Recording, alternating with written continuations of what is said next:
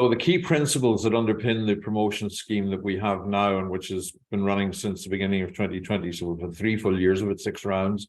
This is round 7 coming up now. Promotion is based on achieving recognized standards, and they have been benchmarked against other institutions. Promotion is based on academic peer review, including external elements. So there are 2 external academics on the panel. There are 12 internal academics on the panel, 3 from each of the 4 colleges. And there are 2 ex officio members, and that's myself and the Vice President, Research and Innovation. So effectively, promotion, therefore, is in the hands, first and foremost, of fellow academics. There is no cap on the number of places, and the number has fluctuated in the different rounds. There were high numbers in the early rounds that kind of went down then in some of the subsequent rounds. And let's just say it is likely to go back up slightly in the most recent round, but that's currently at external review. So that's depending on confirmation of the prima facie cases at the external stage. There are regular 6 monthly deadlines. It's effectively 4 p.m. on the last working day of February and the last working day of August. High levels of performance are expected across each of the 3 core criteria as appropriate to contract, and that's research, scholarship, teaching and learning, and contribution. And the one that is relevant to appropriate to contract there, well, actually they all are, but I'll explain that later in the presentation. Candidates are expected to demonstrate that they are performing at the level to which they have applied for promotion and are likely to continue performing at that level. So that's what's meant when we use the term trajectory. It's not about you've got to show that you're effectively climbing Mount Everest and that you're on the way to producing 59 articles a week for the rest of your life in order to get a professorship.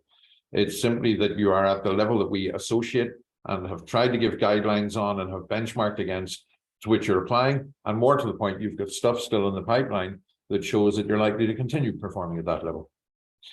All normal academic and administrative activity can be included in the application, whether explicitly referred to in the guidelines or not. Okay. We can't cover everything in the guidelines. It would be a document that would be dozens of pages long, hundreds of pages long, if we tried to capture every last type of activity. But if it's legitimately part of your job, then that is part of an application. All academics with a minimum of 3 years service at the University of Galway are eligible to apply to any higher grade, irrespective of current grade. Lecturer A may apply for senior lecturer B and vice versa, but you do need to be clear about the expectations. Under no circumstances have we set up this scheme such that the teaching and learning route is simply the soft option for people not doing the research that they were contracted to do. The bar is set higher on the teaching and learning space if you go the teaching and learning track. The APC, the Academic Promotions Committee, is gender balanced. It's exactly 50-50 male-female, including the 2 external members. The university is committed to equality, diversity, and inclusion in the scheme, and progress is constantly reviewed in this regard. This includes a specific mechanism for recognizing protected leave and adjusting achievements for candidates upwards for the purposes of assessment. At its simplest, what that means is that those things that are countable, such as research income, PhD completions, publications, are multiplied to give you, as an applicant, the equivalent to the average performance in the years that you weren't on protected leave. Okay. So to give you a very simple multiplier, and it's rarely as simple as this, if someone had been here 10 years, and they had 2 periods of protected leave amounting to 2 years, 2 maternities, for example, and we count that as a whole year, whether someone actually took the whole 52 weeks or not, then effectively they've been working for 8 years. If they then had 16 publications, they're basically saying they've got 2 publications a year for the 8 years that they were actually working. So for the purposes of calculating whether they're meeting the criteria for this, we would count the equivalent to 2 publications for each of the 2 years in protected leave, and the 16 would become 20. Okay. So that's the simplest. It's usually more complicated than that. Someone might have been here 17 years and they got 1 year off, and the multiplier isn't a simple 1.25, it's 1.0, whatever. But that's how we calculate it. Candidates may offer in a specific box any additional evidence they may wish to share in respect of their achievements and or circumstances. And additionally to that, a COVID impact box remains on the form. This will assist the APC in assessing whether any criteria that are initially deemed as not being achieved are likely to have been achieved, but for the impact of COVID. And we would normally expect you to evidence that as well, okay? If it was a very specific thing, such as, you know, that book was all set to be published and COVID intervened and so on, usually a publisher's letter, but you need to submit that with the application, okay? Financial considerations in respect of affordability to the school or college or university play no part in any individual assessment. And it's important to note that.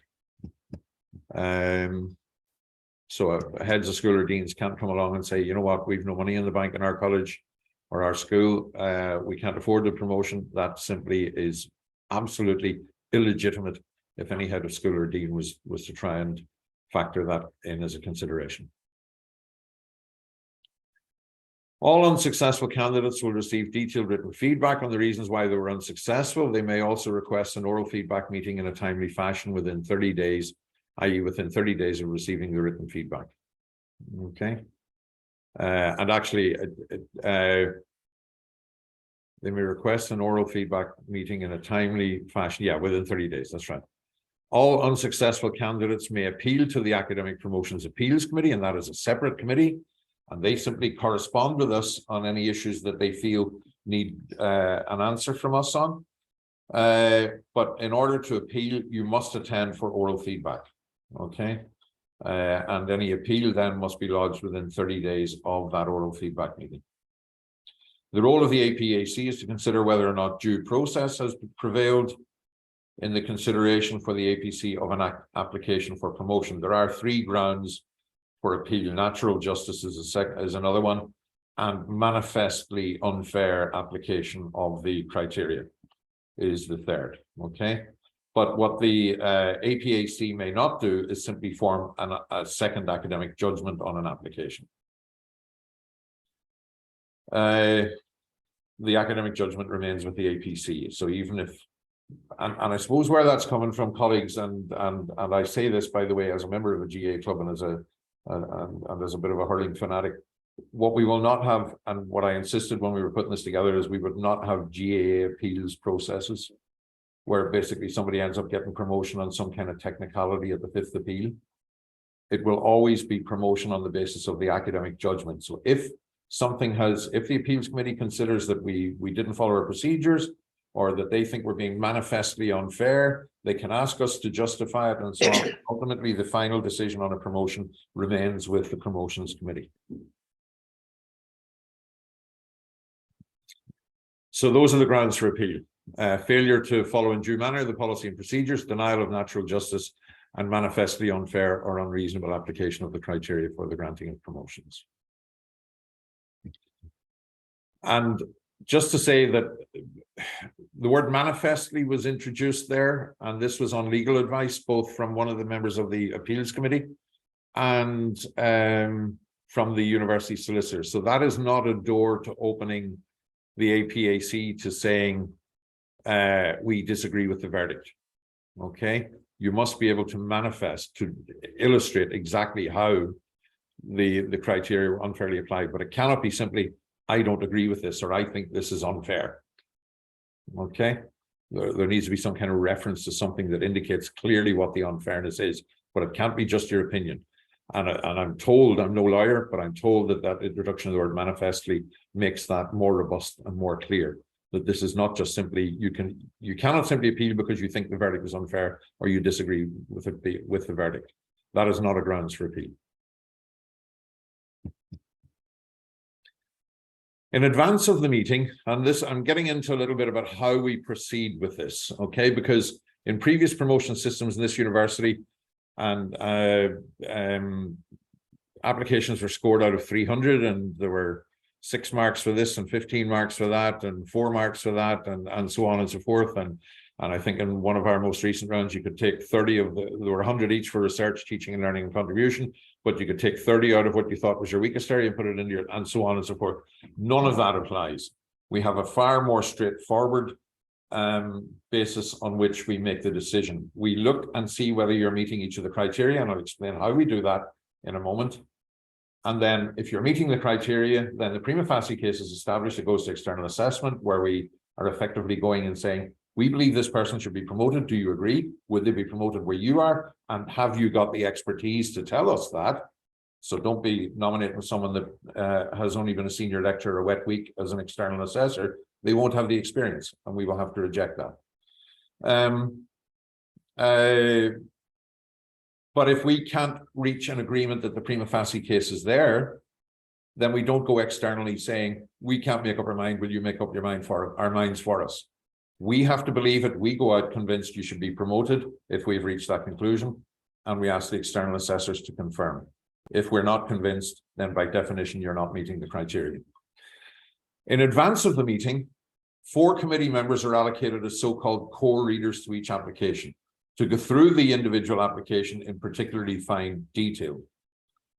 So everybody reads all of the applications, okay? But given the volume of applications and so on, it would be unfair to ask every one of the 16 members of the panel, but 14 of us score, the 2 externals don't, to read everything with a fine tooth comb. That would be an inordinate burden of work. So 4 are asked to read it with a fine tooth comb. 2 of the core readers are from the relevant college and 2 from other college or colleges, and it's always 2 men and 2 women.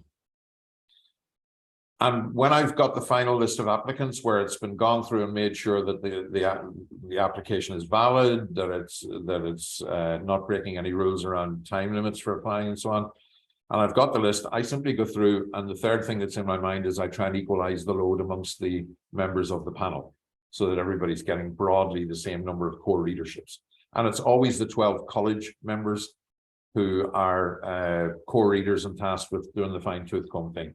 I do my best to do it anyway with every application. So one of those 4 is designated then the feedback lead. And that's a person who takes detailed notes during the discussions, which then form the basis of the feedback to applicants. The feedback, however, is subsequently agreed by all and can be slightly edited and so on. We use the online processes to do that. Okay.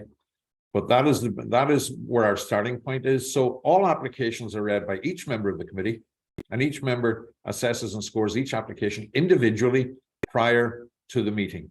Members of the panel do not phone each other or email each other or contact each other saying, I think Paul O'Doherty is only worth a 1 on research impact. What do you think yourself? Well, I put it at 1. That does not happen. It is done in splendid isolation, and the scores submitted in advance of the meeting are provisional scores. The 2 external members do not score the applications. The committee as a whole discusses and agrees then a consensus score for each criterion for the candidate. I'm going to show you in a minute what that process is. The relevant achievement has to be demonstrated in order for each criterion to receive a consensus decision of yes, i.e. that the criterion has been achieved. If we don't have a consensus that it's a yes, then it's not a yes. Okay, now apologies, I've just skipped over a couple of things there. Let me just go back. Yeah. So prior to the meeting, as I say, each member of the committee submits their provisional scores in respect of each candidate. The scores are then transposed to a spreadsheet. I'm going to show you one. And this is the basis for discussion at the meeting. A score, we assess each criterion on a 3-point basis. So as I say, we've done away with this 300 marks and 15 for this and 3 for that and 4 for that and so on. It's a 3-2-1. 3 means the candidate is achieving the criterion, in my opinion, sitting in the isolation of my study or my office. 2 is I'm not sure. And 1 is, in my assessment, the candidate is not meeting that criterion. The reason we have a 2 in at this stage is because, like any promotions committee in any university, the expertise is broad. So you might have a professor of French looking at an application from civil engineering, or a professor of informatics looking at an application from law, or whatever it may be. And they simply will look at one of the criteria, look at what's on the application and say, do you know what, I'm not sure, I need discussion. So they submit a 2. Doesn't mean a 2 is better than a 1. It doesn't mean it's worse than a 3. It just means they're genuinely not sure. And I think sometimes in the feedback meetings afterwards, we've had some people saying, but when you add all that up, I've got 17 out of 24 or whatever for such and such, and how can we don't count it that way. It's not a mathematical exercise. The 3, 2, and 1 are signifiers. They are not numbers, numerical relativities as such. Then when we look at the spreadsheet, the way I proceed as chair is that against a given criteria, and you'll see a sample spreadsheet in a minute, if there is a majority of 3s and nobody has given it a 1, then the score would be an automatic yes under this criterion. Unless a panel member raises a discussion point, but usually it's a point of clarification. In fact, usually it doesn't happen at all. But if it does, it's just a point of clarification. All other profiles necessitate further discussion, and from this discussion, consensus usually emerges, nearly always actually. But very occasionally, we just simply are a split panel, and by definition, therefore, we don't have a consensus that the criterion is being met. There must be a consensus that a criterion is being achieved for a final consensus decision of yes. The consensus decision can only be yes or no, and will be recorded as such. And the protected leave multiplier and COVID-19 impact are factored into the discussions and decisions. And usually I will note that at the start, okay? So a typical spreadsheet that we would get would look like this for the discussions, except that the bottom row would not yet have been filled in. And the way I would have proceeded if this was a real spreadsheet, and it isn't, is I would look at column 1, and I would see that there are 4 2s and 10 3s. So there's a majority of 3s, no 1s. That's an automatic yes. Anybody objecting? No, grand, move on. Ditto teaching and learning, it's a unanimous yes, a unanimous 3. On contribution, 1 2 3 4 5 2s, 9 3s. That looks like a yes. Anyone objecting? No, grand, okay. Postgraduate, postdoctoral supervision, that's a unanimous 3. So that's a yes. So there you have 4 criteria, more or less without discussion. And the only thing that might happen is in, for example, contribution, there's 9 3s and 5 2s. Somebody might make a point about why they weren't sure that might help inform the feedback to the candidate, okay? But that's as far as that would be likely to go. And then research impact, there's a 1 in there, so we'll come back to it. Research standing, there's a number of 1s in there, so we'll come back to it. Innovation and teaching, there's a 1 in there. And pedagogic research funding, there are several 1s in there. So we've got 4 yeses in the bag. We now discuss the other 4. And I would, if there was only a single 1 or there's a couple of 1s, I would tend, but there's a preponderance of 3s. And if you look at research impact, we've got 1 2 3 4 5 6 7 3s, but there's a couple of 1s. I would probably ask one of the people who gave the 1 to lead out, what were your reservations? Then I'd invite somebody who was strongly for it to make the case. Then I'd ask someone who was not sure to indicate what they weren't sure about. And the discussion evolves. And sometimes we'll spend a good half an hour on a single point if there are disagreements. And we often spend an hour on an application just thrashing it out. We don't rush this. We've set aside 2 days a month over a period of 3 months, 4 months, to make sure that we give all this proper consideration. And in the case of this fictitious application, what has happened then is that basically probably the 1s are looking at it and saying, maybe I was a bit harsh.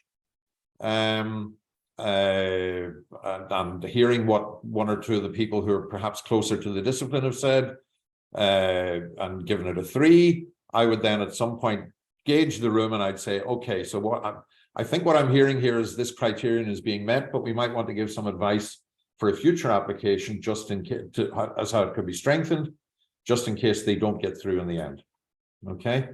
Or even if they do get through in the end, frankly, for applying for the next stage. Anyone dissenting? And if there's no dissent, then that becomes a yes, but the discussion has informed what the feedback will look like. If there's dissent, then we go back again. And if the consensus of the room is that the 3s are actually drifting down to 2 or 1, and we're not getting a strong 3, then I could propose that actually it sounds like this criterion is not being met. Anyone want to absolutely argue strongly or persuade those who are saying no? And if they don't, then the criterion is not met. So that's how each criterion is discussed. We have never had anyone who was the only one, especially in the face of a real preponderance of 3s, insist on a prima donna stance of, I'm right and you're all wrong, this is not getting through. We don't operate in that fashion whatsoever. And frequently there'll be a single person who has given it a 1, and they will look at it and they'll say why. Others will clarify some of the points, and that person will always say, look, I'm not going to stand here and say I'm right, you're all wrong. Happy to go with a 3 if that's where the room's going. So it genuinely is that kind of consensual discussion. In the case of research standing here, there's a lot of 1s, there's a lot of 3s, there's some 2s, a clearly divided room. This fictitious discussion has gone the direction of the 3s weren't very strong 3s, they weren't very convinced 3s, they were perhaps trying to be a little generous, but actually hearing what others have said, they're now saying, yeah, look, we can't really stand over this in terms of meeting the criterion, so it's become a no. I think you get the gist of it, colleagues. And when I'm, by the way, looking at these scores, because when they come up, I would have all the names on the side, so I'd see exactly who's what. And I'm always mindful of 2 things whenever I look at this, and it's happened once or twice, but it's not a frequent occurrence by any stretch of the imagination. But if for example, I'd be looking to see if there's a mixture of 3s, 2s, and 1s. Are most of the 3s in disciplines close to the applicant, or are they mostly in disciplines that are far away from the applicant? And that can help shape the discussion, and I would make that point if I had to. The other aspect that I'm always conscious of, because we are a 50-50 balanced committee in gender terms, and if I was looking at it and saying, so all the men are giving this fella 3s, but it's mostly the female colleagues who are giving 1s and 2s, I would highlight that and try and tease out why that might be before we would reach a consensus decision. Okay. So look, that in a nutshell is how the discussion is had, but it's not a simple numerical. We would never, for example, if you look at Roman 5 there, research standing, we would never simply add up 1 + 3 + 2 + 1 + 3 + 3. This average is over 2 rather than under 2, therefore it goes to 3. That's not how it works. And it never has, and it shouldn't work like that. Okay. Nor do we simply have a vote. A majority are saying 3, but actually we don't have a consensus. These people have fundamental reservations, and they're standing by those reservations. We don't then say, well, I'm sorry, you're being outvoted. It is a consensus process. Okay.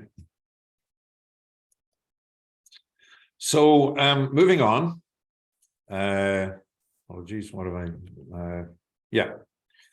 So you should engage fully with your head of school before applying and after the outcome of the process, and seek advice, seek mentoring, listen to people who have been on there before, listen to people who have experience of promotions processes. You may not consult anyone who is currently on the board, but anyone who has served on the board is free to give whatever advice they can. Bearing in mind this process is constantly evolving. The form changes a little bit each round on the back of the feedback that we get, on the back of the learnings from each process. It's an iterative thing. The form now is not what the form was in round 1. So if you started doing your draft in round 5 or round 6, you're going to have to cut and paste it all onto the round 7 form.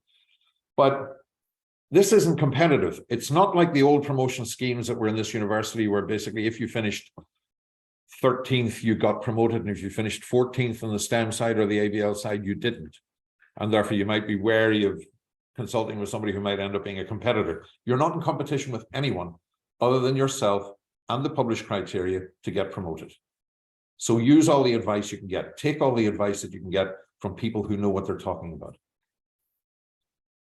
The head of school form, which must be countersigned by the dean, will be submitted by the head of school. The candidate will have a right of reply, and that's in case the head of school is saying anything negative. I mean, in our experience, the heads of school are being entirely supportive here, but it isn't their judgment whether you get promoted. Okay, and we need to be clear about that. But one would expect them to be supportive if you're going for this. As I say, there are two external members with senior academic experience on the Academic Promotions Committee. One is from a STEM background, one is from arts, humanities, social sciences, business law, both with significant experience across research and T&L. In the first iteration of the scheme, we had somebody from Leeds Metropolitan and somebody from Queen's. In this iteration, we've since round 5, so for the first 2 years we had those two people. We've now got somebody who is retired out of DCU and somebody retired out of UCD.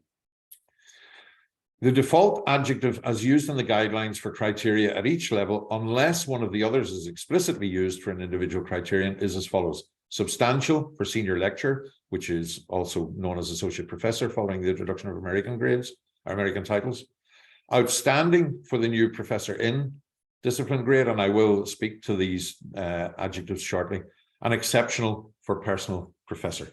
And personal professor is this is the last round in which personal professor will be a promotions option. From next summer, it will be replaced by established professor as a promotions grade, which hasn't been a promotions grade up to now. Following the assessment, the internal assessment, the establishment by the APC of a prima facie case, external assessors are ranked by the APC from lists provided by the applicant in the HOS. This list should be at least 50% international. And I just want to clarify that, because whatever way I phrased this in an earlier round, somebody thought that you couldn't have any Irish external assessors. You can have Irish, but what was happening in 1 or 2 areas was heads of school and sometimes candidates were simply nominating people that they would be probably far too familiar with, all from UCC and Trinity and UCD and so on. This is an internationally benchmarked promotions process, and the reputation of the university is part of this. When we promote you, we're basically saying, we think that internationally you are at Yale level. And with the greatest respect to our colleagues down the road, they are part of that, but they're only a part of it. They are not the whole picture in terms of the international benchmarking. So at least 50% of those who are nominated should be international. And occasionally we've had to reject references that we've got because we do ask them whether they've got a conflict of interest. Some people sail very close to the wind. You know, it says 5 years. So somebody that they were doing a lot of collaboration with until coincidentally 5 years ago. We need to actually, we will as a panel exercise a judgment there. Is this too close? If they had, for example, several papers with this person 6 or 7 years ago, that's sailing a bit close to the wind. If it's somebody that you were involved with when you were doing your PhD 20 years ago, that's a different story. Okay. So, but these need to be genuinely objective external assessors, and we ask them the question about conflict of interest. You should not contact them under any circumstances, because that can invalidate their role as an external assessor. Promotion will only follow if the external assessors clearly agree with the recommendation of the APC. They should be at least at the academic level in their own institution, which the candidate is applying for, and in an institution or department of similar or higher reputational standing. They should also have experience of promotions. You know, I mean, if you're going for SL, don't nominate someone who has only been an SL a wet week, or has never really had anything to do with promotions other than their own promotion. One would expect the external assessors to be to have more experience in that, in order to be genuinely in a position to validate our proposal that you be promoted. These assessors, as I say, must have no conflict of interest. Both candidate and head of school should avoid nominating anyone with whom the school or research institute has had recent formal interaction with whom the candidate has collaborated. Guidelines RECOI are now on the promotions website. And under no circumstances should you contact the heads of school or the assessors. Okay. Reapplication is not normally permitted within 2 years of an unsuccessful application, but there are a couple of exceptions to that, and I'll come to them shortly. And application is via the HR portal, so it's effectively like applying for a job through HR. Some things that have changed as the scheme has evolved. So in round 5, we introduced the new professor in grade, and that was approved by Udrus and Hulskula in December 2021. It's open as a promotional route. Like the personal professor, it has 3 pathways: teaching and learning, research and scholarship, leadership. The level of achievement expected for promotion to professor is exactly halfway between that for SL and that for personal professor. This is the grade that every other Irish university had, and we didn't. We had personal professor in its place, which we then reported nationally as being analogous to that, even though it was paid up at full professor level. So we were kind of underselling our own promotions statistics and our own seniority statistics. So we're now basically falling into line with what the rest of the Irish sector has done. There is, in line with the principles that apply in this scheme, no requirement to apply for and achieve this grade before applying for personal professor. So if you've been targeting personal professor, you can still go for it. This isn't an obstacle in the way. At any stage in this university, once you're meeting the criteria, you've been in the university 3 years, you can apply for promotion to whatever grade you think your CV matches. And as I said earlier, from August 2023, the PP route will be replaced by the established professor promotional route. The criteria will be largely the same, but there will be an enhanced leadership aspect to it. We expect full professors to be leaders. We expect professors in to be leaders as well. Another innovation that came in after round 5, and this was partly on the back of some of the frustration we had in the panel in the first couple of rounds, where there were some very strong candidates who were falling down on a single criterion, and not by much, but we had no flexibility to say, that's okay, they're so good everywhere else that, that we let them off. It simply wasn't in the scheme. We've now effectively put that into the scheme. So it's possible to fail to meet a single non-core criterion in your application, and I'll come to the business of core and non-core later in the presentation, and still be promoted if in the assessment of the APC there are enough compensating achievements in the rest of the application. And following a considered discussion, the APC agreed on wording that we would use as a principle in determining in a safe and consistent manner whether an applicant had established a prima facie case in the round, as it's called. In other words, failing a single non-core criterion, but being good enough elsewhere to compensate. And that is a case where the candidate's achievement in a majority of other criteria are, in the academic judgment of the APC, significantly above the required level. So we score on a 1, 2, 3 basis, but I have asked the members of the panel since we introduced this rule that when they're giving a 3, to note for themselves whether, or on the scoring sheet, whether in fact the candidate has just got the 3 in their opinion, or flown through the 3. And that then forms the basis of a discussion if we have to have the in the round discussion at the end of considering a candidate. In the event that a prima facie case is not agreed, and this is coming back to eligibility to reapply, is not agreed in such circumstances, the 2-year rule is reduced to 1 year. Okay? So if you fail on a single non-core criterion, you can reapply after 1 year. And the other exception to the 2-year rule is a retention application. All those applicants in rounds 2, 3, and 4 who failed to be promoted because of a single non-core criterion were written to before round 5 and advised that the 2-year rule was waived for them. Unsuccessful applicants from rounds 1, 2, and 3 are now eligible in any case. Okay, under the normal 2-year rule that applies to most. Then I've mentioned briefly the US style titles, and I think that has become embedded. Some people are using them, many are using them, in fact, some aren't, and that's entirely a personal choice if you're a senior lecturer. The forms have been amended in line with the new guidelines, but also to allow more commentary following on from feedback meetings. So in some of the earlier iterations of the applications form, some of the criteria were simply mechanical, if you like. Paul O'Doherty was my PhD student, started this date, completed this date. Mary Murphy is my PhD student, started this date, completed this date, etc. John Smith is my PhD student, started this date, will complete, whatever. Okay. And nothing more was required.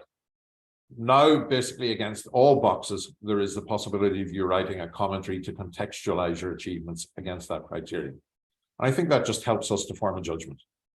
And it helps you to elaborate on the strengths, your strengths in those areas. Okay. And I think that's a welcome development. It's one of the many things that have evolved and changed as the scheme has continued. Now, changes for round 7, which is this round. So first of all, the academic promotions guidelines are now 2 separate documents. One is for the research scholarship track, which can also be used suitably amended, and it's hopefully clear in the guidelines for a leadership track, and one for the teaching and learning and leadership tracks. So if you're on the leadership track, you cannot work off either document depending on your strengths. But one of these is around research and scholarship, and the other is around teaching and learning. And I think this is to emphasize the continuity, that if you are going in the teaching and learning route, and again, there's nothing to stop you going on the crossover, but frankly, you're probably being, if you're thinking you can kind of start as a lecturer B, become senior lecturer A, become personal professor research route, you probably haven't got enough focus in your career, frankly. And I think that's where where a bit of mentoring and a bit of support and a bit of advice from somebody senior might come in. But we've put those two documents in two separate pathways, two separate documents now, so that people are clear about the pathways and how it should be evolving. Student feedback. So I sent a memo to all staff on 11th of November. There are some schools where no formal student feedback system is in place. This should be addressed for future promotion rounds effective from round 7, which is a closing date of February 20th, 2023. And as outlined in the feedback on modules and programs policy, schools and colleges are responsible for ensuring that such feedback practices are undertaken. Deans, heads of school, and other nominees are responsible for ensuring that the feedback process has been carried out and acted on for all modules and programs. Okay. And one thing that we're doing, just for the point of view of clarity now for this round, the student feedback document must now be submitted as a separate document. So previously the wording said 10 pages plus another 50, a teaching portfolio of 10 places, a teaching portfolio of 10 pages, including up to 2 pages of student feedback, and then another 15 pages in appendices. Now we're saying the teaching portfolio is 8 pages, the student feedback is 2 pages, 2 separate documents, and the appendices are still 15. So it's the same number of pages, but we're just making explicit that the student feedback should be submitted as a separate document. And that's really just a formatting to give us clarity around what is student feedback and what isn't in your application. Okay. I should say, by the way, in terms of the teaching portfolio, the teaching portfolio is supporting evidence. We've sometimes had people worried about repeating things, repetition and duplication, and seeking credit for the same thing twice is only where you claim it in 2 different aspects of the application form. The teaching portfolio is actually supporting evidence. It's not absolutely on the form. You can draw on things that are in the teaching portfolio to evidence what you're claiming on the application form. That's not duplication. It is, however, duplication if you put the same thing in box 1, box Roman 3, and box Roman 7 or whatever on the application form itself. That's duplication, and you won't get double credit or triple credit for that. Core criteria, and I mentioned earlier about core and non-core criteria. So this is specifically contract type A, the contract that once upon a time was known as university lecturer. There is no requirement to have your own original research on lecturer A if you're going for senior lecturer. There is a requirement for research, and it should have much of it should be pedagogically oriented if you want to go for professor in or personal professor on the teaching and learning route. But at SL, you don't need your own original research, and that's the difference between contract type A and contract type B. Reflecting the contract of lecture contract A, your research and scholarly activity is understood to refer to research and other forms of scholarship associated with research-informed teaching and with keeping up to date with developments in pedagogy in your discipline. Now, some people on a contract type A lecture have their own original research. That's fine as well. Put that in, but you'll be judged against this criteria if that's what you're going for. Substantial record of teaching, and that's there for either track. Substantial contribution to organizational leadership or management aspects internally and or intellectual, cultural, social life externally. So those are the 3 core criteria. Fall down on one of those, you cannot be promoted in the round. Okay. And the other thing I'll say about this, because those 3 core criteria at SL level become 4 for the higher, for both the professor in and the personal professor grades, because the contribution is then subdivided into internal and external. If you're working as a lecturer and you're going for SL, we recognize that the opportunities to engage externally or the opportunities to engage internally may vary depending on the discipline you're in, depending on the size of the school, depending on a whole range of factors. So we don't have a fixed notion that this has to be 50-50 internally and externally. It could be 90-10, it could be 10-90, it can be whatever you like, okay? It's a single criterion, and we will judge it in those terms, recognizing the possibilities, as I say, the limitations at times to them at that level. Subsequently, however, if you really want to be a professor, whether it's professor in or personal professor, or indeed from this summer, established professor, we expect you to be out there externally professing, in addition to making those kind of contributions internally. So they become two individual separate core criteria, which means that there are 4 criteria at those higher levels. Contract type B, it's effectively what you've just seen in terms of the second and third bullet points, but the core criteria in the first one, substantial record of research scholarship, and that is primarily around research outputs. And you get a box to elaborate on their significance and so on. Where work is multi-authored, you should in the narrative elaborate on the extent and significance of your own contribution. And we have vastly varying, differing disciplinary approaches. There are some disciplines where first, second, and last author are the important ones, and everyone in between did something relatively minor. And if you're looking for seniority, then one would expect you to be a senior author on a substantial number of the publications. The other thing is the guidelines indicate numbers, and for single authored it's 10 to 15, and for multi-authored it's 20 to 25 publications, but it's high quality publications. So some applications have fallen down because there's simply, on the back of the discussion with disciplinary input, there has been an assessment made that some of this has been not necessarily of the highest quality, okay, or in the highest quality outlets, or the candidate hasn't been aiming high, has been going for low-hanging fruit. So do bear in mind that the expectation in terms of the research, if the numbers are there, is that it is high quality research, and it needs to be current, okay? We count everything, absolutely we do, but think of what I said earlier about trajectory. That applies to all of the criteria. Is this currently happening as well? Is it clear that this is going to continue to happen? And then the non-core criteria, the additional 10 criteria at SL, and this is basically your free choice. Doesn't matter whether you're going senior lecturer A or senior lecturer B, you can take any 5 of these 10. But the 5 on the left have a kind of research focus, and the 5 on the right have a teaching and learning focus. But you can mix and match as you please, no matter which pathway you're going. The external research leadership is the first one. And I have to really emphasize, because we've done some analysis, and I'm still digesting it, and I will bring a commentary to Academic Council, possibly not the next Academic Council, probably the one after. External research leadership. If you are going to choose that optional box, make sure that you identify clearly what the leadership element is. An awful lot of people, and the early guidelines talked about refereeing roles. I've kind of taken that out now, because people were saying, well, I'm a referee, and they were putting a list of 6 or 7 referee and calling it research leadership. It's probably more appropriately research standing, frankly, unless you're indicating clearly, evidencing clearly what the leadership element is in it. So if you're going to choose that box, make sure that you're evidencing clearly what constitutes leadership in terms of what you've done.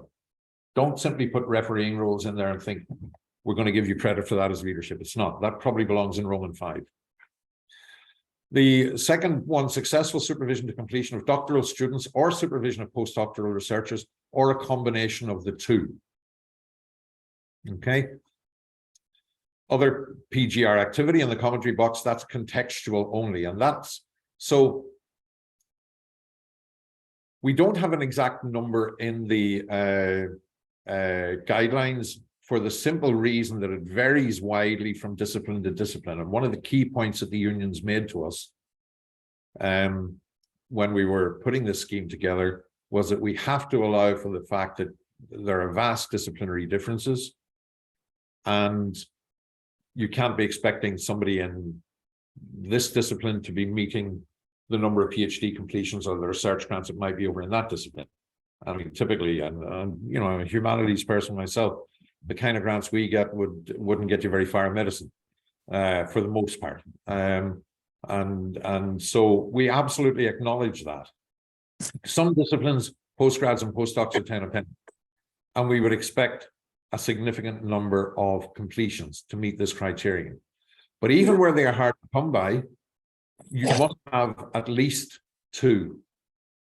At the absolute minimum 2, even in disciplines where they're hard to come by. Okay?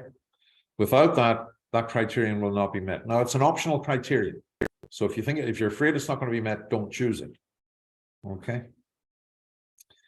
Research funding, again, that's a judgment. You know, the kind of money that would be absolutely fantastic in some of the humanities or social sciences would be peanuts in some of the engineering or medicine disciplines. Some people engage in pure research and they don't need much money, and they might still have a decent track record. Again, it's an optional criterion at SL, so don't choose it if you're afraid that basically your amounts are low, or they aren't recent, or it doesn't look as if you've actually got any trajectory in that. Your last grant was 5 years ago, and so on. Okay. The impact of research beyond academia. One point I need to make very clearly, and this will be useful when it comes to do the IRP as well. This is about the impact. This is about what changed on the back of your research. Now, that might be public policy, it might be business practices, it might be the way people build bridges, it might be some aspect of airplane safety. God knows what it could be. You know, it might be some cultural event that took on a new lease of life on the back of some research that you did. But you've got to show what changed. It's not enough to simply show I was out there and I spoke to people. What changed in the back of it? What was done differently? What was the impact? So don't confuse dissemination with impact if you're putting in an application here. And the 5th one, international research standing in the discipline. And that's really evidence of invitations to be part of whatever, and things that basically clearly evidence the fact that because you are seen to be a strong researcher in such and such a discipline or area or whatever, you've had the following invitations. That's how that's evidenced. 6, maintaining theoretical currency in teaching, i.e. showing that your teaching is informed by the up-to-date theories in teaching. So theoretical currency as in current, being current in the teaching. You're not simply recycling the teaching that you've been doing the same way for 15 years. He said rhetorically and facetiously. Okay. 7, innovation in teaching. And this is about using innovative methodologies in your teaching. It is not simply the introduction of new courses. And I think some people have kind of confused that and felt, well, I introduced the following courses. Well, yes, but were they simply more or less clones of courses that already existed elsewhere, in which case it wasn't really innovation? Or what did you do that was new and different? Now, we can't all kind of invent the theory of relativity. I kind of get that, okay? And the panel gets that as well. But if you're being innovative, one would expect that it's not simply you were the first one to do it in Galway when the rest of the world has been doing it for 20 years. So think carefully if you choose that one, but think in terms of the innovative methodologies in the teaching. Okay. National standing in teaching and learning, and that could be invitations to be part of working groups, advisory bodies, etc., etc.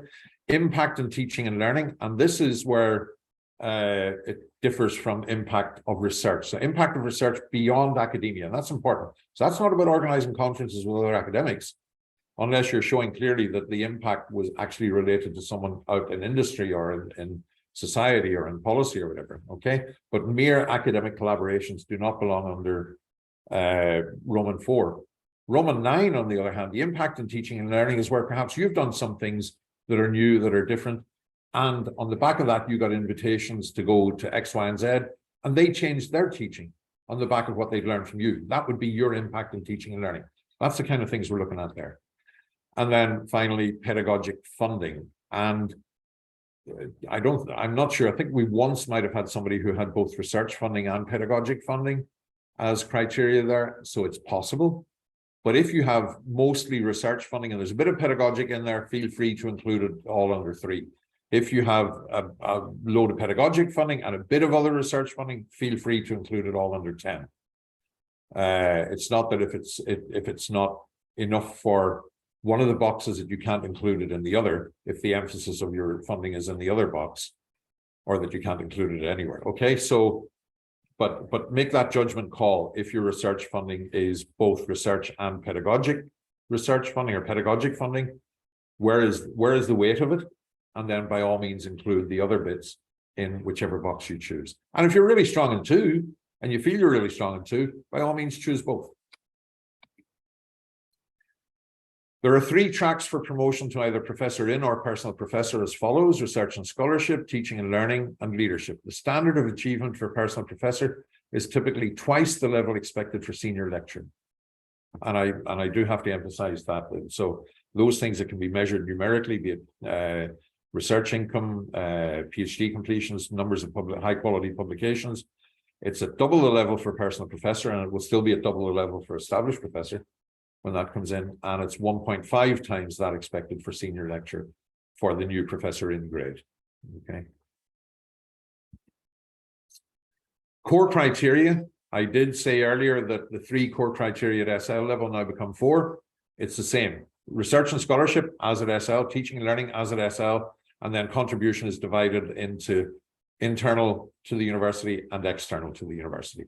But they are core criteria. If you go to the leadership track, you also then are expected to demonstrate very high performance in terms of leadership at university level and leadership at national and international levels. So that's not just about doing radical stuff inside the university. Some people do that very well, but if you're going to go the leadership track, it's also about radical stuff external to the university.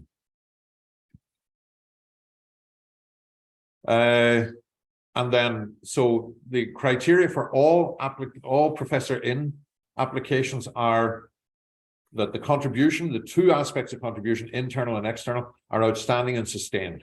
Okay, evidence, and you can read that up. This will be online afterwards. But those 2 contribution elements are core. Fail on one of those, you cannot be promoted in the round. Then if you go the research scholarship route, the core criteria are Roman 1 and 7 there. Sustained outstanding record of research, and then recognizing that you're specializing in the research and scholarship, we don't expect you to be up at that high level with the teaching and learning.